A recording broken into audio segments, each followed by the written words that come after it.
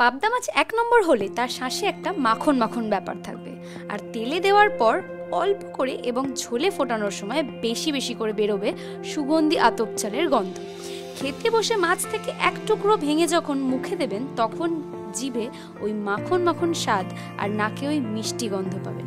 তবেই না পাবদা। আগে থেকেই মাছগুলো নুন হলুদ মাখিয়ে দেবো। সর্ষের তেলে অল্প নুন দিয়ে মাছ ভাজবো, তাহলে মাছটা কড়াইতে লেগে যাবে না। হালকা ভেজে পরে ওই তেলে কালো জিরা ফোড়ন দিয়ে দেবো।